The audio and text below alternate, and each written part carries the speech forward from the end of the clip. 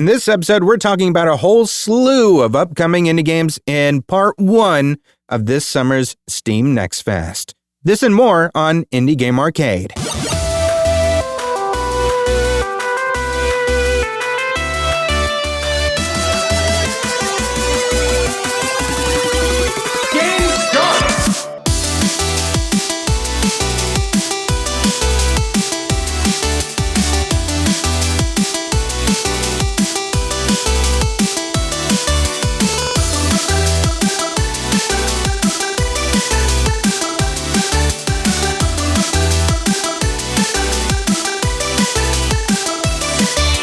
Hey everyone, welcome to Indie Game Arcade, a podcast that deep dives into the latest and greatest indie games. My name is Chris. I'm Joseph. And first of all, I want to congratulate you specifically, Joseph. You didn't know I was going to do this, but okay. I think a congratulation is in order because you have reached the point in which you are now half dead, and you are not dead yet, but you have reached that big 4-0, sir. Oh, yeah. Where the Grim Reaper looms over you. It's like you've reached that 20-minute mark in Vampire Survivors, and that Reaper's chasing you around the map right now, and you're sticking. But you're sticking to it. I have the weaponry and the upgrades to kill the Reapers periodically, so yeah. I am fine for now. Plus, I just finished watching the latest Final Destinations movie, so I feel like I'm ready for anything. Yeah, there you go. I saw a log hanging off of a truck because we have a lot of logging trucks where I live. So like when you're out driving where I live, you'll probably see at least one, if not two logging trucks every time you're out. And like I was driving and there was one like hanging sideways off of a logging truck. And that's all I can think about is like someone's about to get Final Destination. Like that's it. I was trying to keep as much of a distance as I could because I'm like, not today. With as many horror movies as I watch in general, I just can't look at any situation and not think of ways that something might kill me. Yeah. It could be as simple as like, I don't know, a pencil sharpener. Like there's ways. Yeah. I'll get my finger shoved inside of it or something, and then it'll electrocute me in some way. Or, you know, logging trucks, of course, that's the obvious one. But really any kind of truck carrying anything, that thing is going to jump off and impale me in some way. It's just horrendous, but in a way that I'm always prepared. So I'm ready for these things to happen, and I hopefully we'll have the agility built up to dodge when necessary. Yeah, your agility stat is super high. I've already beaten death once, so here's hoping. There we go. We have a lot of demos to talk about because, as I said at the top, it is Steam Next Fest, or it was. We're at the end of Steam Next Fest, but we're talking about all the things that we played, and we played a lot. So we're going to go ahead and jump right into them. Game start! I'll get started with one of the ones that I played, and I won't spend too much time on this one particularly because everybody's talking about this one. And if you live on the internet at all, you've seen this one. This is Dispatch from Ad Hoc Studio, which is a studio made up of a lot of ex-Telltale developers, which was, you know, famous for doing like the Walking Dead games. They did a Batman game. So like very, very famous for doing games that have a lot of like narrative depth, but are also very like visual novel kind of based. So this particular game is kind of a cinematic narrative management sim where you're balancing superheroes in the way that you are kind of like, think about the comic book or the show Invincible meets Suicide Squad meets the game 911 Operator. You are in charge of a team of like reformed villains who are now agents for this company that you dispatch out to emergencies or rent out as security or rent out for appearances and things like that. So you're kind of acting as like a studio exec in a way, assigning heroes to different missions, responding to things that arise. So you're making a lot of narrative choices. There's relationship building, press things that take place. So it's a little bit of resource management, a little bit of narrative management, and just a really, really intriguing story. If you haven't seen this, Joseph, this is like some of the best animation I've ever seen in a game in my life. Have you seen this one? Yeah, I've seen some clips of it. It looks really good. I didn't play it, but I know the concept at least. Yeah, man, I loved this demo. And like, I was really disappointed when the demo was over. One, because I feel like it cut really short. And two, I was so sucked into what this story could be that I just wanted to keep going. So this is probably going to be a day one purchase for me when this releases. Looks like it is just a general 2025 release, not like a quarter yet. So who knows when it's going to come out? I would assume Q4 given that, but that would be my thought. Yeah, I would be thinking, my guess is probably November, but I could be wrong. But if I had to put a guess on anything, that would be where my head would be. So looks great, though. Very excited about it. God, it looks so good. I was so excited for this. Very, very like huge voice cast too. Like, I don't know if you saw any of the voice cast members, but Aaron Paul voices the main character. You've also got people like Travis Willingham, Matt Mercer, Laura Bailey. You've got a couple like actual like streamers in there too, like Jacksepticeye and Moist Critical, which is really interesting. Yeah. Moist Critical, I think, honestly, the most obvious one in there, and the one I was probably the most skeptical about, but because his character is so deadpan, it works so well, and it's very funny. So He's very prominently featured in the trailer for it. He's like the Bat character, where you see him like standing over the guy, and he's like, "You gonna eat those Twinks?" So... It's pretty good, man. It's got a great sense of humor. I'm very excited to see more of this. Yeah, I'm into it. So what's one of the ones that you played this week? So I guess I didn't know what order I wanted to talk about them, so I'll just talk about it in the order I actually played them, which was... So Gigasword is the one that I actually played through first. And Gigasword is a like action adventure Metroidvania in like a old school like 16-bit stylings.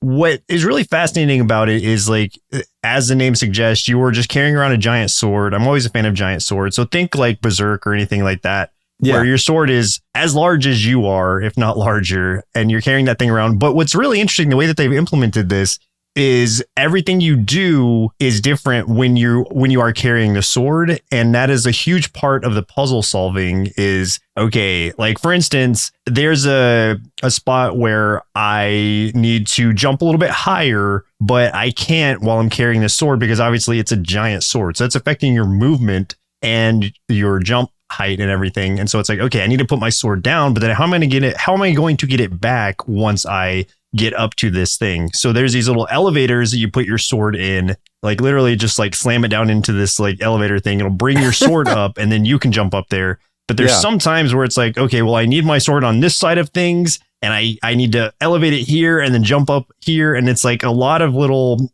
at least so far with the demo, pretty simple puzzles, but ones that make you think for a few seconds, like, okay, I just need to make sure me and my sword get to this place from point A to point B at the same time. And it's not always as simple as like just jumping up there. So I found it really interesting the way they implemented the giant sword as an actual mechanic of the game that you have to work around. It's not just your weapon, but literally without it, you can't do any, like you can't attack or anything. So you have to have it. It's not like you can do a no sword run or anything. And all these puzzles are necessary, or usually the sword is necessary for the puzzle solving as well. So I beat the demo. It was really fun running through it. This is one I will likely pick up as well. I think it will be just a really good time. I had a great time with it as my first run through of the Next Fest demo. And yeah, I was just surprised by how seamless it felt and how they implemented the sword into the gameplay. The artwork on it's really good too. Like it's pixel art, but the backgrounds are so intricate and like the color is pretty amazing on it too. Especially like when you're looking at the bosses also, like the boss designs are great. It's beautiful in its simplicity. It harkens back to Super Nintendo for sure, but mechanically, it is just a very smooth experience. Yeah, this is one that like I had heard a lot of people talking about post PAX. So like I know that it was a very popular one there. So very excited to see when that one gets its release and everything, and see what the full game has to offer. Because like I've heard other people talk about it. You had good things to say about it, so I'm very excited for it. And I think it was like a solo developer. If I remember I think you're right. Yeah. And it's only, I think it took me about an hour and a half or just under an hour and a half to beat the demo. So it's a pretty chunky demo for what it is, but it'll give you a good idea of how the game's going to flow from that point forward. Yeah. Here is another one that I played. This is called Pirates Gambit from Studio Amateur and Domestic Black Cat. So this is the best way for me to describe it, because I like to describe things in terms of other stuff that you may have experienced. So think Inscription meets Balatro, but in a pirate setting. So it is a strategy and deck building sort of game, except mostly with die, but there is some cards to it as well. So it's like the setting of this thing is you wake up on a pirate ship, and this is kind of inspired by lore around like Captain Kidd and like other pirates. So you wake up on this pirate ship, and it's using like yacht dice kind of rolls. So you got like the cup and everything. You roll the dice in the cup, and you're essentially, if you're thinking of how you would play like cards and stuff like that, like card hands, you're doing that except with die rolls. So you're trying to do like, pairs or 3 of a kind, 4 of a kind. In this instance, you can do like five of a kind. You can do straights, like a small straight, large straight. Obviously, there's no flush because, it's dice. So basically, you have like blinds and stuff, just like you have in Balatro. But like how you're getting those is because you are moving along. You get like a game board set in front of you very much. And this is kind of where that inscription-y kind of thing comes into play, especially also because you're in a dark room. Don't know where how you got there. There's a very creepy pirate looking guy sitting across from you. But you're like navigating different points on this like game board, which could be, like a die roll battle. It could be different events that might happen. It might be choosing different die that you can get. So there's like different types of die made of different elements, like metal, or you might get a skull die that do different things that can sort of like change gameplay. And then there's like cards that you can get as well. You have a limit of like 3 cards that you can have in play at one time. And those cards basically act as modifiers for your dice or like the numbers and stuff that you roll. So like basically whenever you roll your dice and you're trying to get a combination or something to try to beat this blind, you also have your base and you have your multiplier, and those cards are kind of influencing that stuff as well. You can also pick up like trinkets along the way. So it's when I say it's very Balatro meets Inscription, like 100%, it is taking things from like at least cues and paying homage to both of those for sure in the way that both of them play, but also like doing some really refreshingly interesting things.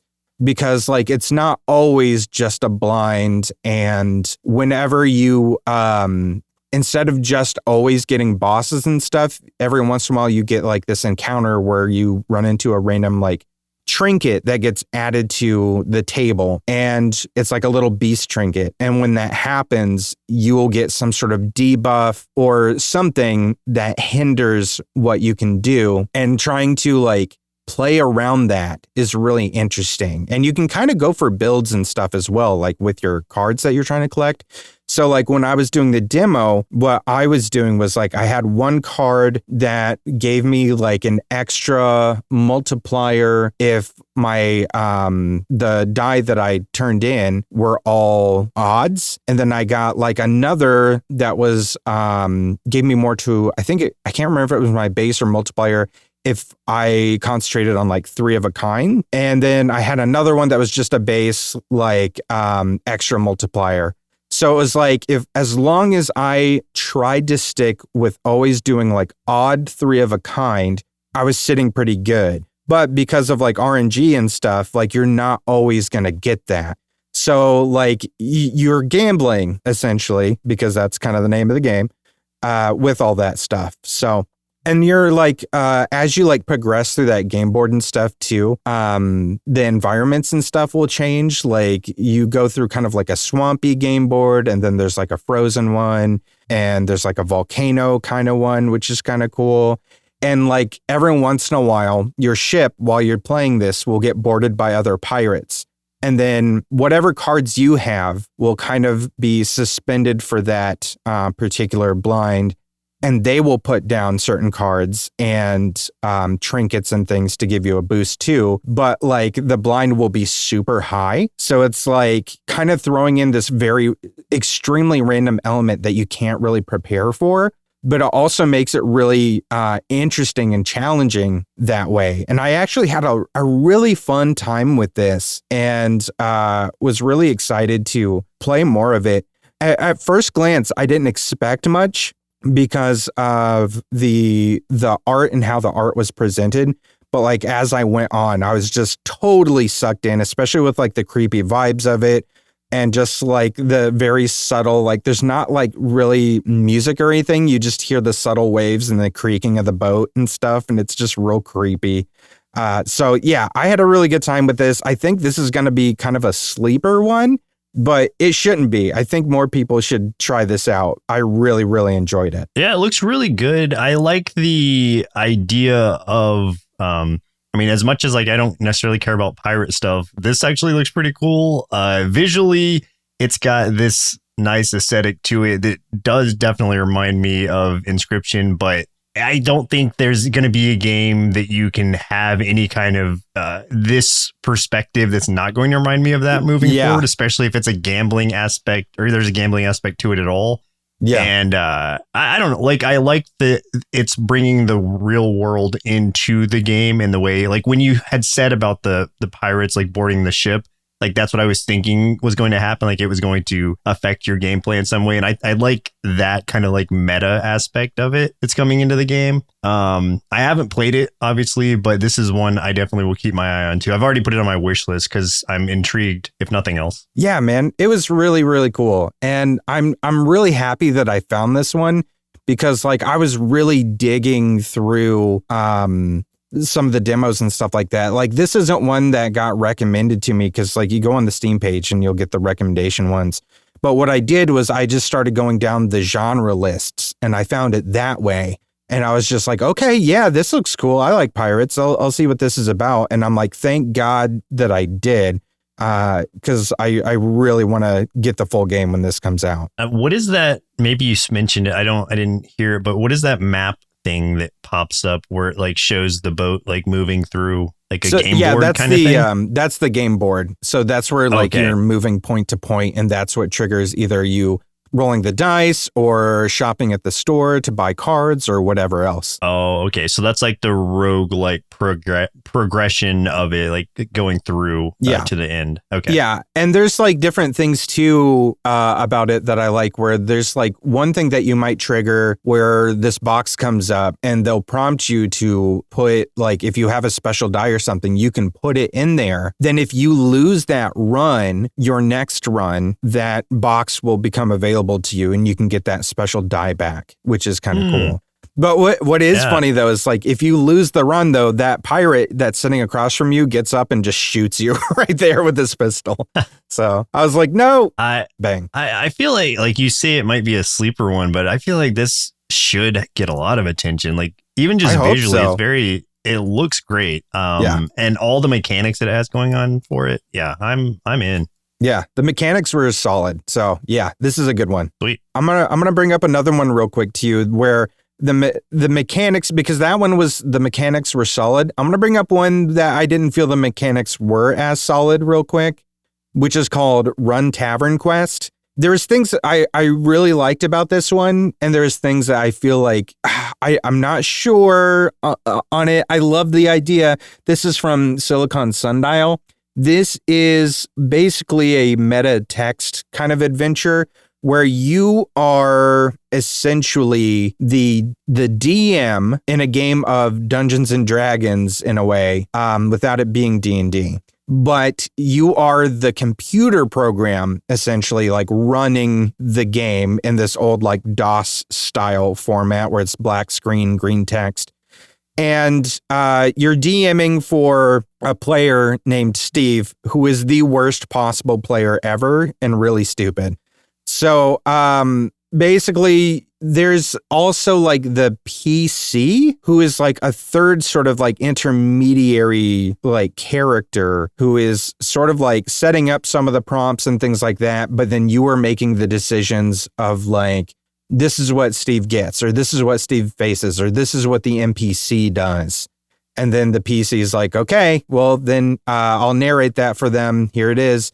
And then Steve makes his choice, which might be like, let's say like in the demo, like, oh, your NPC is like the shopkeeper, and Steve enters the shop and the shopkeeper says something, and maybe Steve just starts rooting through the trash or something. And you can be like, okay, how does the shopkeeper react? And you might, yell at him or ask him what's going on. And then Steve just suddenly attacks the shopkeeper because he's like a murder hobo or something. But Steve doesn't have a weapon. So it's like stuff like that. And then if you're like, okay, you don't have a weapon, so here are the weapons lying around. And you might say like in the shop is a mace, a sword, a can of beans. And Steve will always go for the can of beans. So the point of it is that Steve, even if like Steve dies in this game, he will always reboot the game and try again. So it's kind of like you are trapped in this scenario as this program unless you get Steve all the way through this game with an ending that satisfies Steve, who is a terrible player.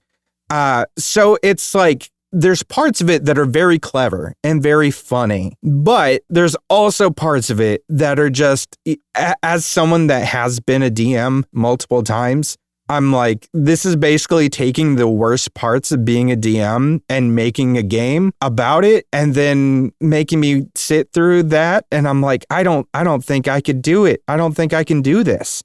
So I think that the premise was really interesting. I'm not sure about the execution on this one. I think part of it too is the idea of that PC as the mediator, doing like that in between. Like I kind of just wanted to like quickly give the options and stuff and just, move on and not have to do like the back and forth, because you have back and forth dialogue with that character as well. So I'm very torn on this one, because I love the idea very much, but I just don't know if I could sit and do anything beyond what I did in the demo. Is it like a rage game type thing where it's like intentionally trying to upset you? Or is it like maybe not to the extent of something like getting over it, but I don't know, like is the intent of it to annoy you, or does it play it more comedically? I think it's playing it more comedically, because I don't think it doesn't take the jokes or anything far enough to be rage inducing. It's more face palming than anything, or like, like I'm playing it and I'm like, there's a few things that'll happen and I'll give a little chuckle here and there. And then the same thing will just keep happening. And I'm just like, all right, I really want to move on from this. Like, can we move on to the next section of this game, please? Yeah. I like in the trailer, just, I guess one of the first things it shows is like the barkeeper, like Steve confronting the barkeep and just saying like murder barkeep after he asked if he wants a drink. And it's just like, okay, so it's that kind of guy. Exactly. Yes. And how can you, but I like the concept of having to work around that. And it actually may in DMing situations, since I've also done some DMing, like maybe it'll help me come up with some counter things for players like that. Yeah. Okay. Yeah. So in that way, I 100% agree with you that if you look at it in the vein of like, it could be a tool for how to manage your murder hobos as a DM, then this could be a very useful game for you. I think that just at the time, at least for me, and especially it could be because running up in Steam Next Fest where I'm playing a lot of games, I'm like, man, I don't think I got the patience to play any more of this type of game than I'm playing in this demo. But I did complete the demo. I was just like, I don't know if I can go any farther with it. Yeah, interesting. And I hate if nothing Steve. Else. I hate Steve with a passion, and his can of beans. I hate him. I don't know. I'm gonna put it on my wish list. I'll keep an eye on this one because I'm interested, at least to see like how it plays out. But conceptually also the idea of presenting it as just like a DOS UI where you don't even have visuals, it's just text like that. It's an interesting choice, but I guess it works with how they're playing on into the I guess it being a computer game where Steve is kind of battling against you essentially. Yeah, I do like games that do that. Like it reminds me of this game called Stories Untold that I played, and Stories Untold had a lot of that stuff in it. It wasn't all that kind of gameplay, but I would say like a quarter of it was that kind of stuff. And I found that very, very creative and very interesting and a lot more engaging than you would think on the surface level. Because surface level, you're just like, well, what am I going to get out of this? It's just like screen and text and but there's a lot of stuff that you can do within that if like the dev is, creative and clever about it. And I think this dev really is. I just don't know that this is going to be a game for me, but I do applaud the idea of it.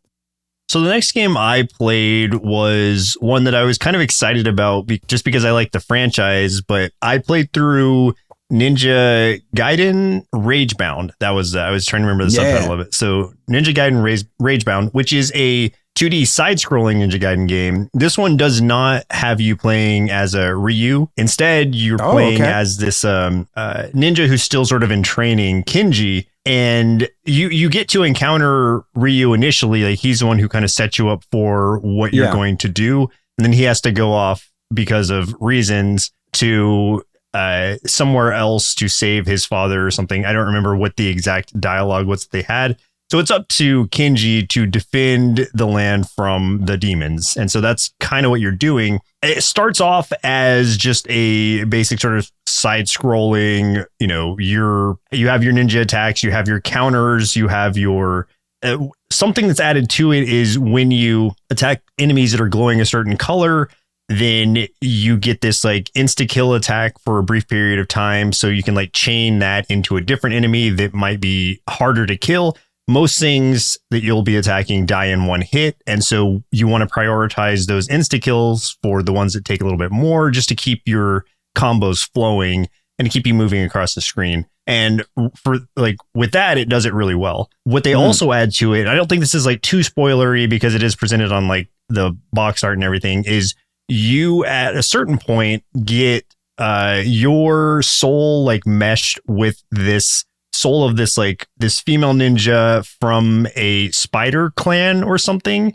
And then she is sort of acting as like an alternative path for you to have to take in some instances, and also adding some extra attacks to your ability. So she's like a soul that's bound to you. You turn into her in only the sense that like when you hit this certain trigger, you have to be her to get through these certain obstacles or to open some sort of door for Kenji to go through.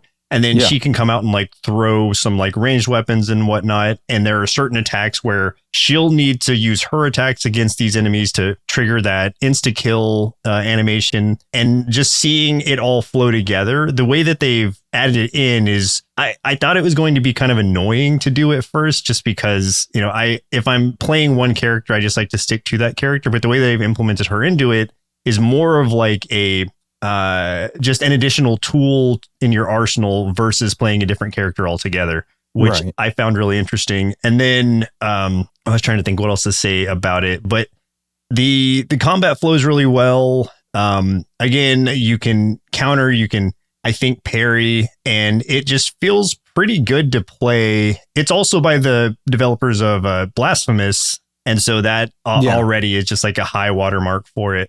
So yeah, great game. I played through, I think it's like 3 levels you get to play through. They all have sort of like challenges to them. This is one that's, I would say it's a decent difficulty level, but it's not like rage-inducingly hard or anything, at least so far. What they do add on top of it to give you a little bit more to shoot for in some of these levels is like there are 3 kind of challenges you can do for each.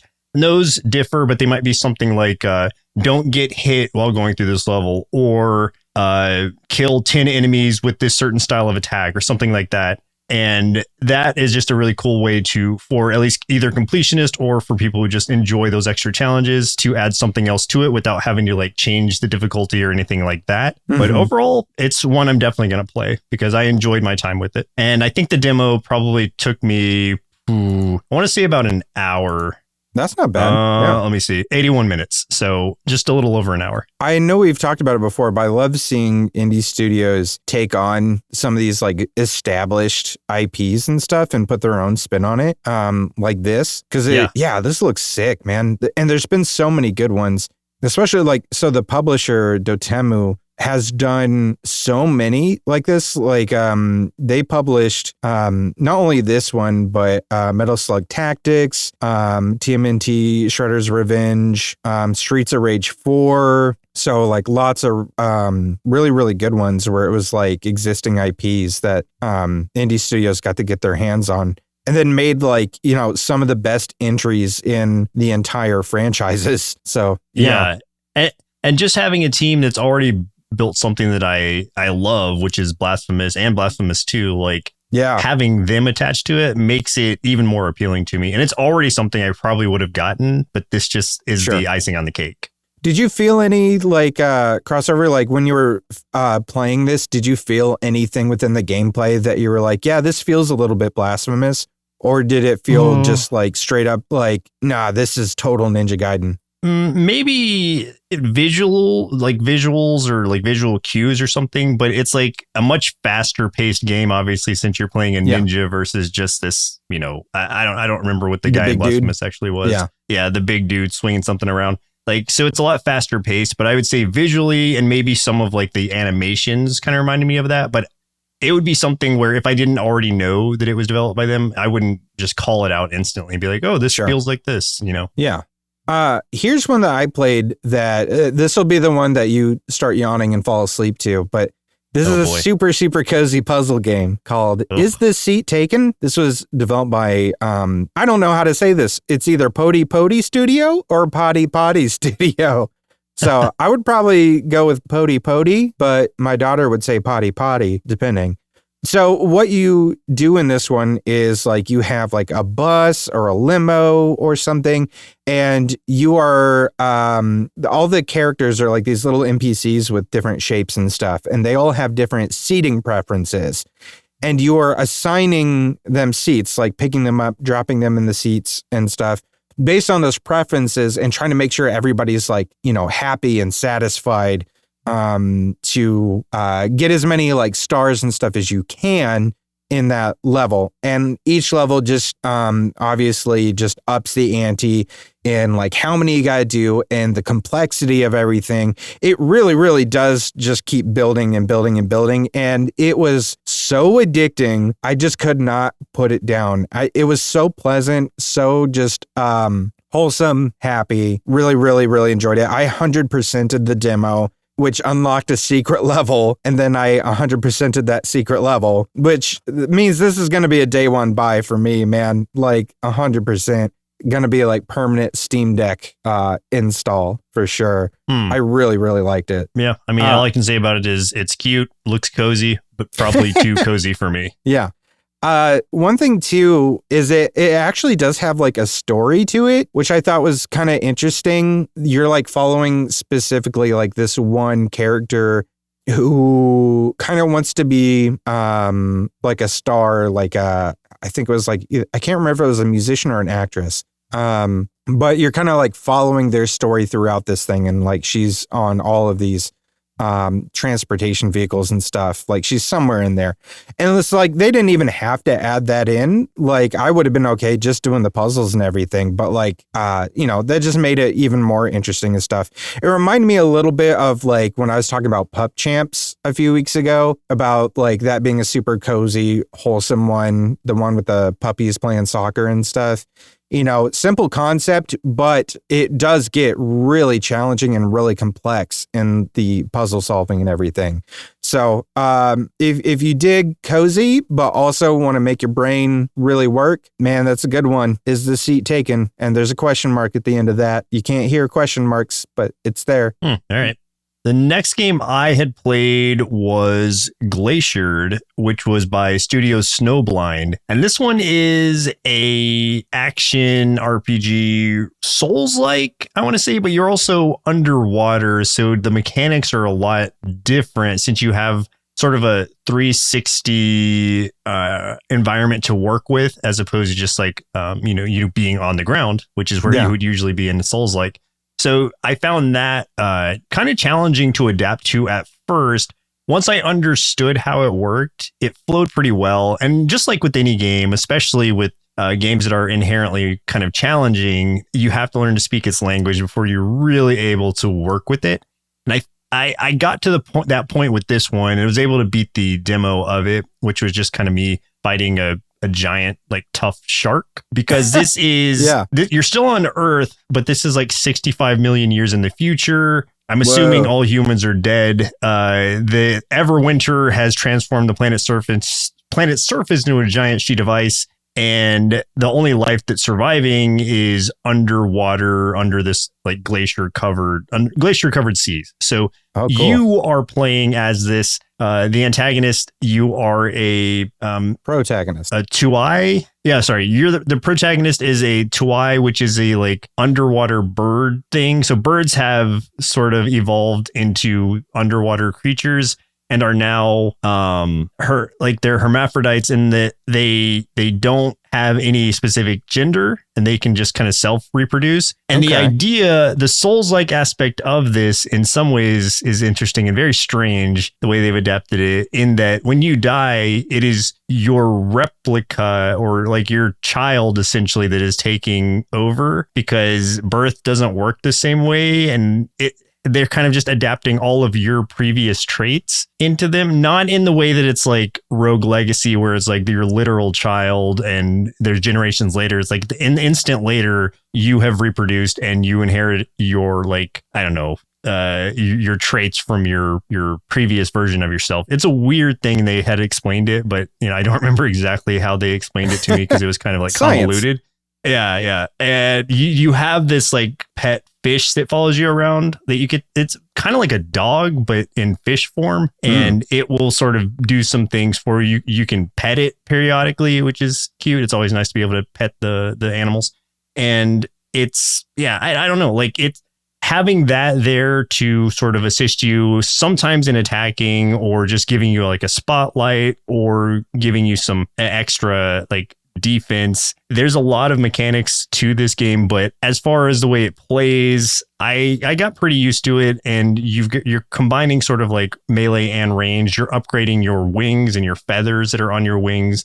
Those are your primary like melee and ranged attacks, because your feathers are what you're using to like use ranged, where you're homing onto enemies and like locking those feathers into them and they're exploding and doing things. Your upgrades are affecting either your melee or your range and things like that. So there's a lot going on here. I enjoyed my time with it. This is one I don't know is going to be like a day one purchase for me, but I will keep an eye on it for sure, because I want to see. I'm curious how it does play out. I don't know that I was ever comfortable enough to say that I was like that I got good at this game yet, or the demo, but I also didn't spend more than like, I don't know, it wasn't super long. I probably spent about an hour on this one as well. No, not even 36 minutes is the full playtime. So that doesn't give you time to get good at something. No, but it gave me at least time to familiarize myself with the mechanics of it. And I think it's a really good looking game, interesting concept. So I'm curious about it. The creature designs are really, really cool. Like they're super interesting.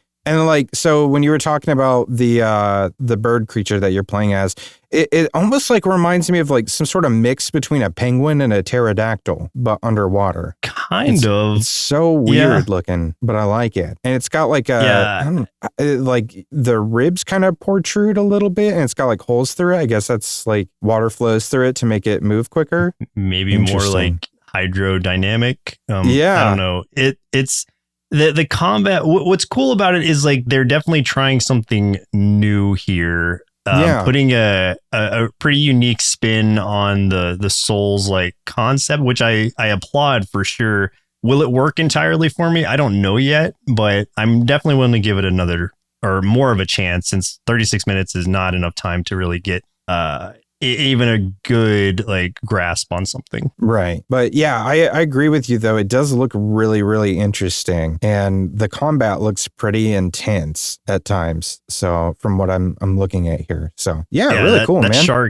That big shark kicked my ass a couple times before I was able to down him. I'm watching a video of that shark. Like that looks He's like spinning around and all kinds of stuff, man.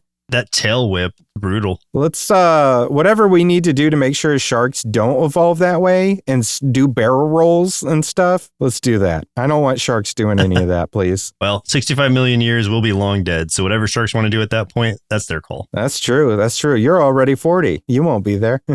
I'll be pretty close actually. I think I'm going to last a while. We'll see. Yeah, maybe. Power up. If you're enjoying this episode so far, do us a favor, throw us a like, a follow. Share the episode or the podcast with folks who love indie games so we can get more of these indie game recommendations out there to support the developers that make them. We've also got a YouTube channel at youtube.com/nerdsloth where you can catch us playing more indie games or check out our top 5 and top 10 series for even more indie game recommendations, because we believe there is an indie game out there for everyone. Combo! I've got a dev submitted game here that I tried out. I don't know if you got the chance to try this one out or not. Hopefully, if you didn't, hopefully you'll get to play this soon, which is Lotus Lost Memories. Did you get a chance to play this? No, I don't think so. No, I didn't. Okay. Now that I'm seeing it. Yeah, this was from Phoenix Digital. Is a studio based in Canada. It's a 2D pixel art visual novel with some turn-based combat as well. So you're playing as Atsushi, which is a samurai on a quest to save his father using a rare herb. And basically, from the story and stuff, which it is, I would say, more on the, I don't even know if I would say visual novel, even though I know that's probably the closest approximation. But I'll explain why in just a moment. But the story is basically like, hey, I need to get this herb for my dad who's dying, and the only way I'm gonna get it is entering this like samurai tournament kind of thing. So that's basically what's going on. It's a 3-story act set in feudal Japan, and you do have some turn-based combat in it. And the closest approximation to that is kind of like Shogun Showdown, where you're clicking, you've got kind of like a myriad of moves like at the top of the screen, and you're choosing like which ones you're going to do. And then you do those, the enemy does theirs, and then you're kind of doing that back and forth and stuff. Where it's a little different than that is there's some like quick time events for like blocking, parrying, and countering. So like, if someone's like swinging a sword down at you, you can right click the right time to bring your sword up, try to block it out of the way. You can also throw like kunai and try to intercept an attack and do damage to them instead, which is really cool. So yeah, that is all really interesting. And I think the artwork of this game is gorgeous. Like the backgrounds and everything, very, very, very pretty. Like some of the best pixel art backgrounds and stuff I've seen for quite a while. When I was kind of skeptical of like the visual novel part, the reason I was kind of like that is like when I think of visual novels, I think more of like characters on a screen. And I'm not saying this isn't a visual novel in any sense, but it's not like what you picture where it's characters on a screen and you're clicking to choose dialogue or something like that. This is more like the dialogue is running and you are kind of watching it play out. So it's like there's no clicking to advance the dialogue or anything. There's no like characters popping up on the screen in that direction. You're seeing like the pixel sprites interact with each other and they're talking. And the game's like moving along without your interaction as far as like, there's no pausing to read or anything. Like the chat bubbles are coming up. And this was like one of the issues that I kind of had with it is that if you don't read it in time, you're going to miss it. So like, I think if I was going to give any feedback or something like that for the dev or the dev team, I think it needs to be either longer or maybe put in those pauses so you can kind of, advance on your own accord. But the story is very, very intriguing. And I think that is my favorite part of this, along with the artwork and everything. I'm not 100% sold on the combat at the moment. Like there's things I really like about it, but there's like, I think the opportunity to block almost seems too forgiving. So I almost feel like it needs to be a little bit more punishing in that way, which seems weird to say where I'm like, I want to lose more, but like, I almost feel like I need the stakes to be higher or something.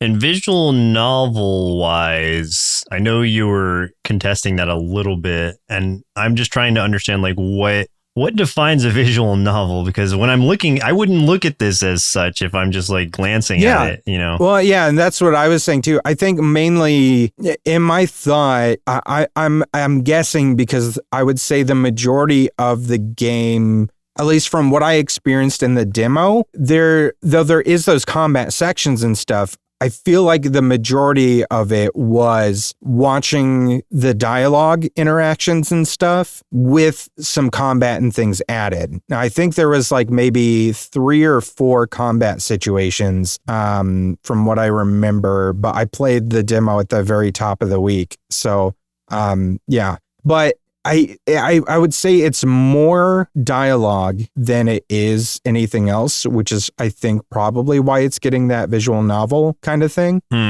So, yeah, well, I mean, I don't know. I'm not going to like contest it, but just like all games have like dialogue exchanges. So I guess it's like, maybe it's just like a really like fine line between what defines visual novel and what doesn't.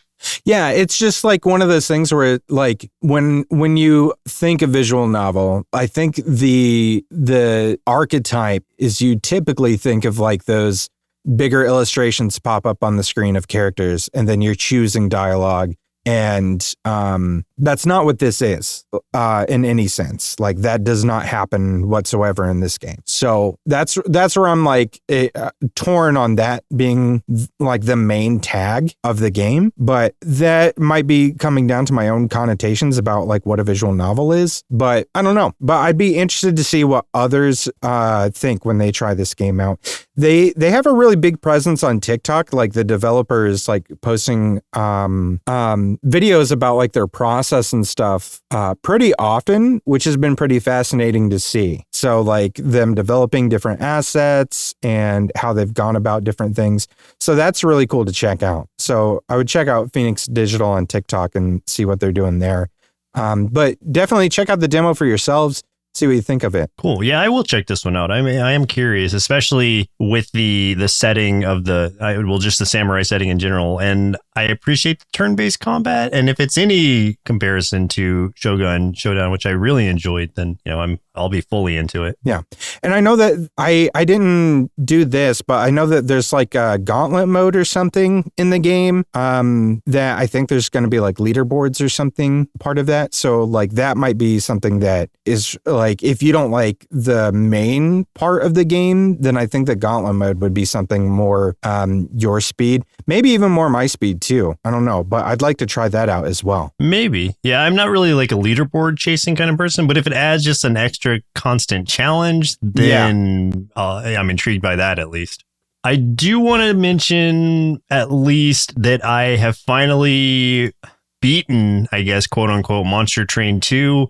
Yeah, congratulations. I unlocked all the clans. I've gotten most of them to level 10. I have beaten the level 10 like challenge thing or whatever. the ones that like let you slowly start adding like more and more of a challenge to your runs. I can't remember what ranks. Yeah. So I got my level 10 Covenant rank, and I beat that finally, and I've beaten the Titans now. Wow. So I guess the thing I have not done is beaten the Titans at the level 10 Covenant, because that is a whole nother thing. So there's more to do, yes, but I think like I'm going to have to like take a break from it, retire it for now. Not to say there's anything wrong with the game. I just spent so much time in it that I need to take a break from it for my own sanity and health. But I've loved it. It is amazing. I could literally play only this game for the rest of the year and probably be satisfied, but I cannot do that because I have too many to play. So short review is great game. Challenging where you want it to be, and just overall really fun sort of tactics, or really fun sort of like builds that you can construct, and you'd be surprised how much you can just get completely slapped down when you think you've got a good run going, and vice versa. You can think you don't have anything going and then just be surprised by how great that turns out. So I don't know, if you like Monster Train 1, you're gonna love this one because it's all of that plus more. And it just has a constant, there's always more to do in this game, even if you feel like you've hit like the end of it, so far, at least for me. Yeah, I started doing some of the dimensional challenges this morning, actually, which were pretty interesting. Where those are cool. Yeah, it gives you just like a bunch of like random things, which was kind of cool. And like doing that, I unlocked some of the other the hidden guys, so the clans, which was cool. Final round. Let's talk about some upcoming games we're excited about. I've got two real quick that I want to mention. One is Cast and Chill, which comes out on June 16th by Wombat Brawler, which is a great name for a game studio. This is just a cozy fishing game with the most beautiful pixel art backgrounds you'll ever see. You just get in your little boat with your dog. Your dog lets you know where the fish are, and then you fish. And then you sell the fish, you buy better tackle, go out and you fish some more. Sounds great. Okay. Second one's Day Everything, which comes out the next day on the 17th by Sassy Chap Games. That's the one that we've talked about a few times. You get a pair of special glasses that turns everything you look at in your house, over 100 items, into romanceable, dateable characters. It's going to be ridiculous. I'm excited to see how it goes. It's one of those that I'm a little afraid to play too, just because of how many characters there are. I'm like, oh man, it's not like Monster Prom where there's like 6 or something. And it's like, okay, I could experience, whatever ending I can with each of these, in maybe a week's time or something. This one, it would be like, I would need a full year or longer. So yeah, I gotta be careful. I gotta be very careful. How about you? You got any? I haven't really been keeping up with that because I just have so much that in my backlog that I need to play. I picked up a few that I am very excited to get back into, like the Lies of P expansion that just kind of got shadow dropped. Oh yeah. Is like, I picked that up immediately because of how much I enjoyed Lies of P. I saw that. This one is, what is it called? Overture. And yeah, I don't even know anything about it, honestly. It was just like an insta buy for me. Like anything that's dropped from Liza P in general or from this team is probably going to be a insta buy for me from this point forward. So very excited to try that one out. Some other ones that I picked up were Boogie Hunters that I mentioned last week. Boogie that Hunters. One I did start playing, and it is as interesting as I had expected it to be. Visually, it's a style that whether you like it or not, that's going to be like up to your own personal like opinion, I guess. It's very like indie game looking in that sense, like almost like with the visuals, like very simplistic visuals, but the gameplay is what intrigued me the most about it, which is, being a deck builder, but it's like a bullet kind of deck builder where the order that you put these bullets that have different stats on them into your revolver is how they are performed and affects like how the round goes for you, which I thought was conceptually interesting enough to buy this game. And I'm glad I did because I'm having a lot of fun with it so far. That's an amazing mechanic. The dev reached out to us and was really excited. Yeah, they heard the podcast when you first brought it up. And they were super grateful for us talking about it. So yeah, like maybe we can get like some gameplay or something of that up on our channel or something. Maybe we can get you like streaming it or play it or something up there. Yeah, for sure. And I do want to give like a more in-depth review of it too once I actually like complete it and or get some more unlocks in it. So yeah, I'm glad that they reached out. I'm glad that they heard that, and I'm glad this was like a random find for me that I really am entertained by. Hell yeah, man. Those are the best kinds too. Like I feel like those are the indie games that we are here for, you know? That is the whole reason we made this show. 100%. So, I haven't heard about this game anywhere else on any of the other channels I go to. So this was a complete blind like find and blind buy for me, but I'm, no regrets. No regrets. Game over. Hey, if you had a good time listening to this episode, stick around for the bumper to learn about how you can support the show and all the things we do at Sloth Creative. You can also check the show notes to our link tree that'll take you to our social media, Discord, subreddit, merch store, all the other things. But get in touch with us. Let us know what indie games you're playing so you can help us elevate these games so we can help support indie game developers. But that's game over for us. My name's Chris. I'm Joseph. And we'll continue on the next episode with a whole bunch of more game demos from Steam Next Fest. Continue. Indie Game Arcade is recorded and produced by Sloth Creative. If you're looking for more gaming content, head over to youtube.com/nerdsloth for indie game let's plays and recommendations. If you'd like to support the show, head over to patreon.com/nerdsloth, where you can select a pledge and receive access to hundreds of hours of bonus content from everything at Sloth Creative. If you're an indie game developer and would like us to review your game or explore other opportunities, send an email to nerdslothcreative@gmail.com with the subject line Indie Game Arcade. Thanks for listening, and keep supporting indie game devs.